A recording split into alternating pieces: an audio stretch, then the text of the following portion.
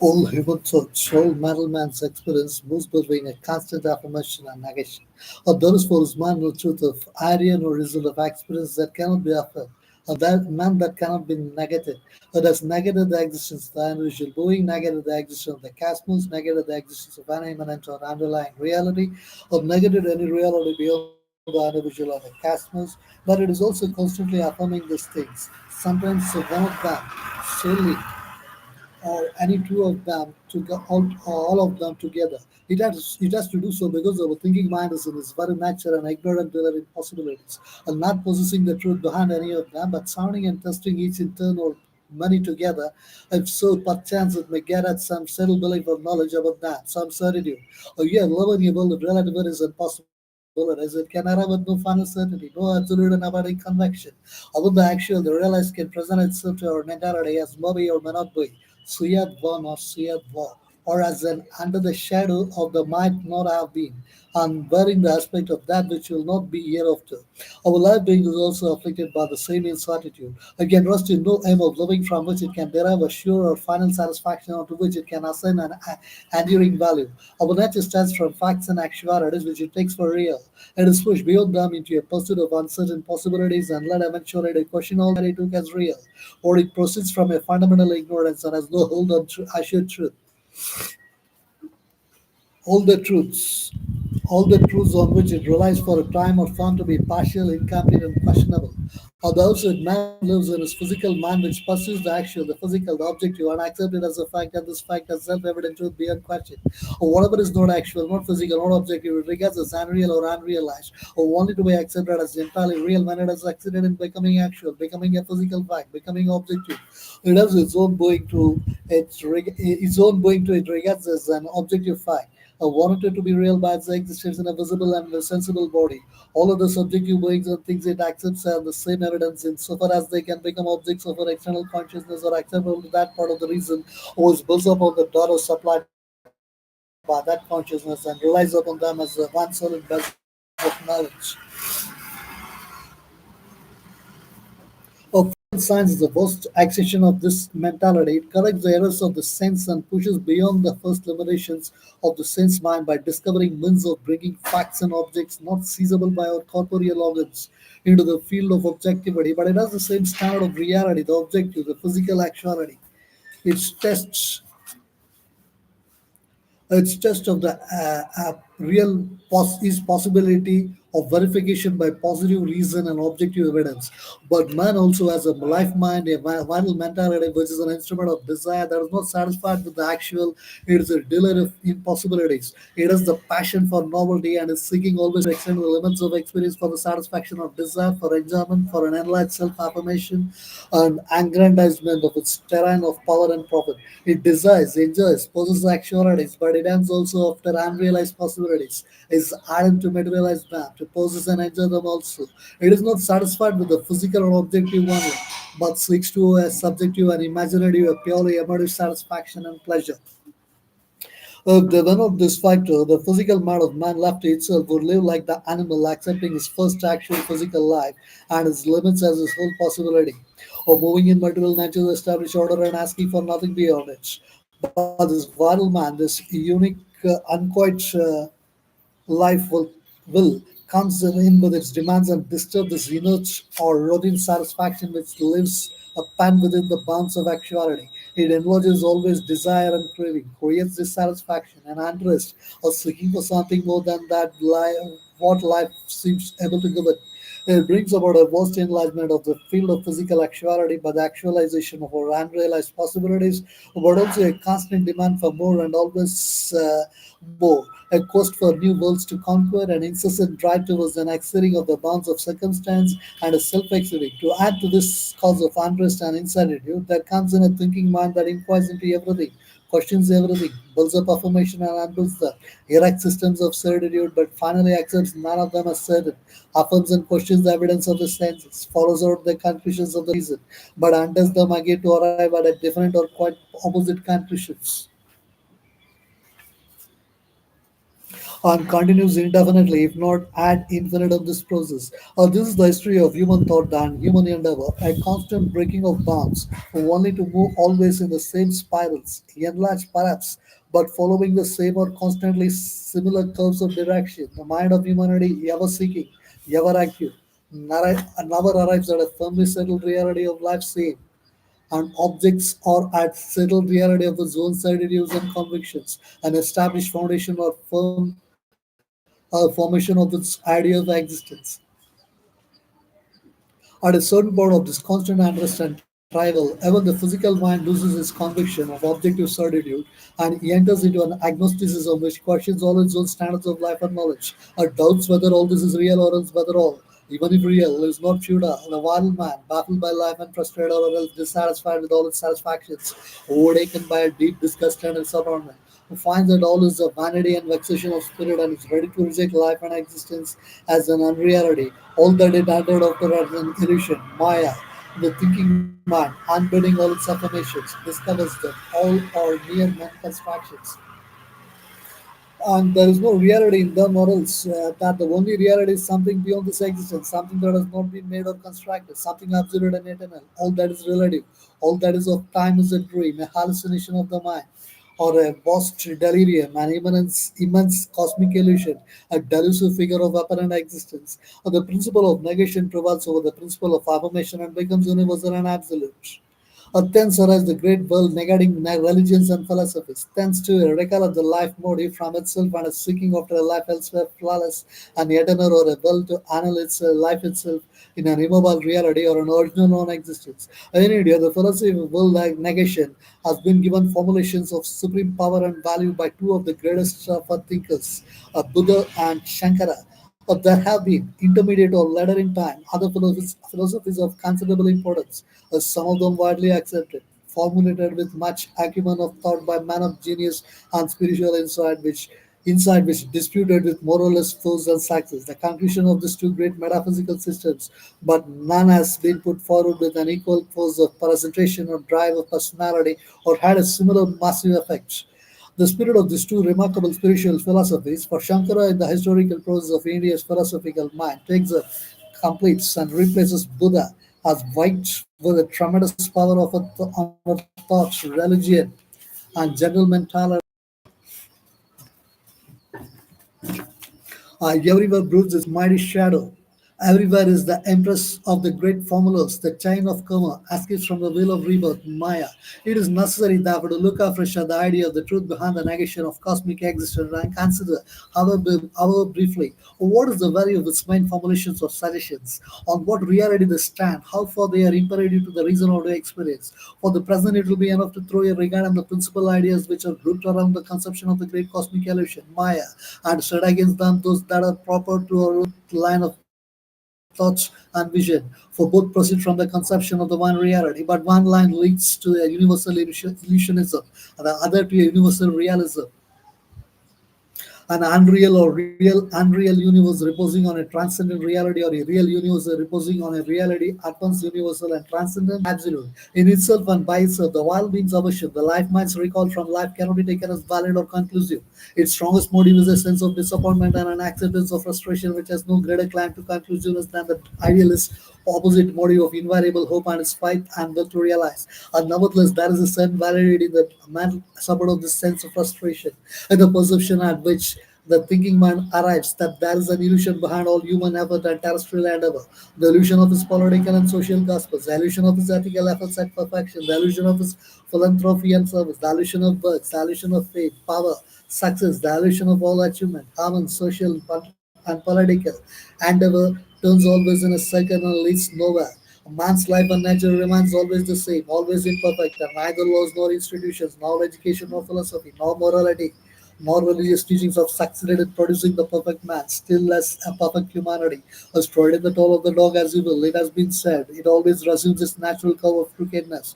Altruism, philanthropy, and service, Christian love, or Buddhist compassion have not made the world ever happier. They only give infinitesimal bits of momentary relief here and there, through drops on the fire of the world's suffering. All aims are in the end transitory and futile, all achievements unsatisfying or Evanescent. All works are so much labor of effort and success and failure which consummate nothing definitive. Whatever changes are made in human life are of the form only, and these forms pursue each other in a feudal circle. For the essence of life, its general character remains the same forever. This view of things may be exaggerated, but it has an undeniable truth. It is supported by the experience of man's centuries, and it carries in itself a significance which at one time or another comes upon the mind with an overwhelming air of self-evidence. Not only so, but if it is true that the fundamental laws and values of terrestrial existence are fixed, or that it must always turn in repeated cycles. And this has been for long a very prevalent notion. Then this view of things in the end is hardly escapable, for imperfection, ignorance, frustration, and suffering are a dominant factor of the existing world order. The elements contrary to them, knowledge, happiness, success, perfection, are constantly found to be deceptive or inconclusive. The two opposites are so inextricably mixed that if the state of things is not a motion towards a greater fulfillment, if this is the permanent character of the world order, then it is hard to avoid the conclusion that all is either the creation of an inconscient energy, which should account for the incapacity of an apparent consciousness to avoid anything, or intentionally a world of ordeal and failure, the issue being not here but elsewhere, or even a vast and aimless cosmic illusion. Among this alternative conclusion, the second, as it is usually put before us, offers no ground for the philosophic reason, since we have no satisfying indication on the connection between the here and the elsewhere, which are posited against each other but not explained in the inevitability of their relations, and there is no light cast on the necessary or fundamental significance of the ordeal and failure. It could only be intelligible, except as the mysterious will of an arbitrary creator. If there was a choice by immortal spirits to try the adventures of ignorance and necessary for them to learn and the nature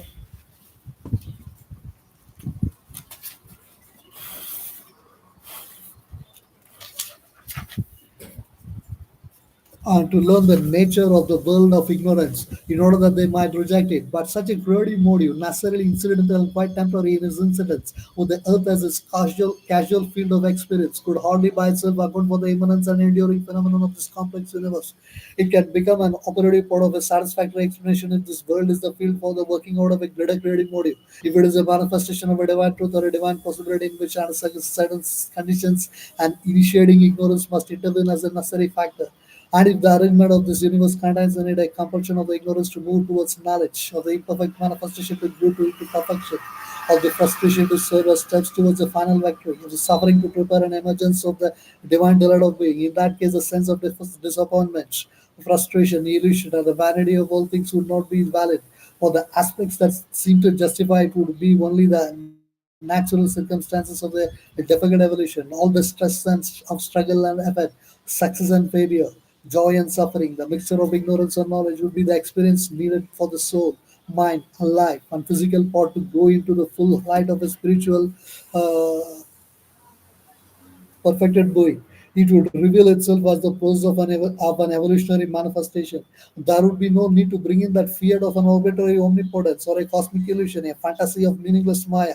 But there is too a higher mental and spiritual basis for the philosophy of world negation, and here we are on both solid ground. Or it can be contended that the world is in its very nature an illusion, and no reasoning from the futures and circumstances of an illusion could justify it or rise it into a reality. There is only one reality, the transcendent, the supracosmic. No divine fulfillment, even if our life had to grow into the life of gods, could nullify or cancel the original unreality which is its fundamental character. For that fulfillment would be only the bright side of an illusion, or even if not absolutely an illusion, it should be a reality of an inferior order and must come to an end by the soul's recognition that the Brahman alone is true, that there is nothing but the transcendent and immutable absolute. If this is the one truth, then all ground is cut away from under our feet. The divine manifestation, the victory of the soul in matter, its mastery over existence, the divine life in nature would itself be a falsehood, or at least something not altogether real imposed for a time on the soul true reality. But here all turns on the mind's conception of the mental being's experience of reality, and how far that conception is valid or how far that experience is imperative. Even if it is a spiritual experience, how far it is absolutely conclusive, solely imperative. The cosmic illusion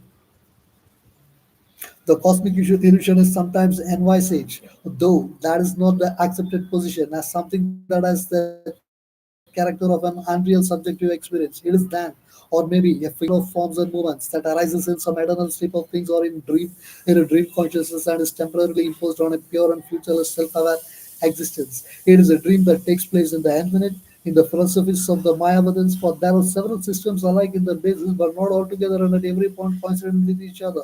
The analogy of dream is given, but as an analogy only, not as the intrinsic character of the world illusion. It is difficult for the positive physical mind to admit the idea that ourselves, the world, the lie, and life, the sole thing to which our consciousness bears positive witness or inexistent, a cheat imposed on us by that consciousness. Certain analogies are brought forward, the analogies especially of dream and hallucination, in order to show that it is possible for the experiences of the consciousness to seem to it real and prove yet prove to be without any basis or without a sufficient basis in reality. As a dream is real to the dreamer so long as he sleeps, but waking shows it to be unreal. So our experience of the world seems to us positive and real, but when we stand back from the illusion, or we shall find that it had no reality. But it may be as well to give the dream analogy its full value and to see whether our sense of world experience has in any way a similar basis. For the idea of the world as a dream, whether it be a dream of the subjective mind, or a dream of the soul, or a dream in the eternal, is often at the time, and it powerfully enforces the illusionist tendency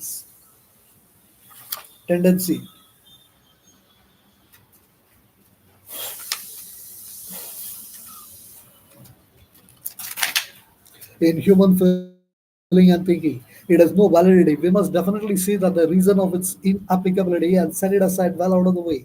If it has some validity, we must see what it is and how far it goes. If the world is an illusion but not a dream illusion, that distinction too must be put on a secure basis. A dream is felt to be unreal, first because it ceases and has no further validity when we pass from one status of consciousness to another, which is our normal status. But this is not by itself a sufficient reason, for it may well be that there are different states of consciousness, each with its own realities. If the consciousness of one state of things fades back and its contents are lost, or even when caught in memory, it seems to be illusory as soon as we pass into another state. That would be perfectly normal, but it would not prove the reality of the state in which we now are and the unreality of the other which we have left behind us. If the earth's circumstances begin to seem unreal to a soul passing from a different into a different world or another plane of consciousness, that would not prove their unreality. Similarly, the fact that world existence seems unreal to us when we pass into the spiritual silence or into some nirvana, it does not of itself prove that the cosmos was all the time an illusion. The world is real to the consciousness dwelling in it, and unconditioned existence is real to the consciousness observed in nirvana. That is all that is established. But the second reason for refusing credit to our sleep experiences is that a dream is something evanescent without antecedents and without a sequel. Ordinarily, too, it is without any sufficient coherence or any significance intelligible to a waking boy. If our dreams were like our waking life, an aspect of coherence, each night taking up and carrying further a past continuous and connected sleep experience as each day takes up again our waking world experience, then dreams would assume to our mind quite another character. There is therefore no analogy between a dream and waking life. These are experiences quite different in their character, validity, order. Our life is accused of evanescence and often it is accused too, as a whole, of a lack of inner coherence and significance. But its lack of complete significance may be due to our a lack of limitation or lack or limitation of understanding. Actually, when we go within and begin to see it from within, it assumes a complete connected significance. At the same time, whatever lack of inner coherence was felt before it disappears, and we see that it was due to the incoherence of our own inner book seeing and knowledge, and was not at all a character of life. There is no surface incoherence in life. It rather appears to our minds as a chain of firm sequences. And if that is a mental delusion, as if sometimes alleged, if the sequel is created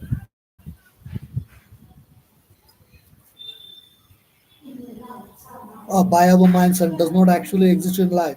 That does not remove the difference of the two states of consciousness. For in dream, the coherence given by an observing inner consciousness is absent, and whatever sense of sequence that it seems to be due to a vague and false limitation of the connections of waking life, a subconscious nemesis. But this imitative sequence is shadowy and imperfect, files and breaks always and is often wholly absent.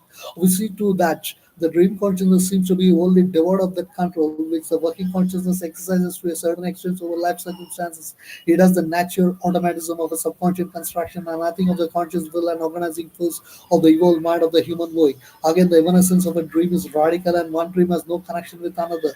But the evanescence of the waking life is of details. There is no evidence of evanescence in the connected life totality of the world experience. Our bodies perish, but souls proceed from birth to birth. through the ages, stars and planets may disappear after a lapse of ions or of many light cycles, but universe, cosmic existence may well be a permanent as it is certainly a continuous activity. There's nothing to prove that the infinite energy which creates it as an end or a beginning either of itself or of its action. So for that is too great a disparateness between dream life and waking life to make the analogy inapplicable. But it may be questioned whether our dreams are indeed totally unreal and without significance, whether they are not a figure, an image record, or a symbolic transcript or representation of things that are real. For that we have to examine, however summarily, the nature of sleep and of dream phenomena, the process of origination and the provenance. What happens in sleep is that our consciousness withdraws from the field of its working experience. It is supposed to be resting, suspended, or in abeyance, but that is a superficial view of matter. What is in abeyance is the working activities. What is at rest is the surface mind and the normal conscious action of the bodily part of us. But the inner consciousness is not suspended. It enters into new inner activities, only part of which a part happening or recorded is something of us that is near to the surface, we remember. That is maintained in sleep, thus near the surface, an obscure subconscious element which is a receptacle or passage from our for our dream experiences and itself also a dream builder. But behind it is the depth and mass of the subliminal, the totality of a concept in a being, and consciousness which is of quite another order. Normally it is a subconscious part in us, intermediate between subconsciousness and pure inconscience, that sends up through this surface layer its formations in the shape of dreams, constructions marked by an apparent inconsequence and incoherence. Many of these are fugitive structures, or bit-about circumstances of our present life selected apparently at random and surrounded with a fantasy of variation.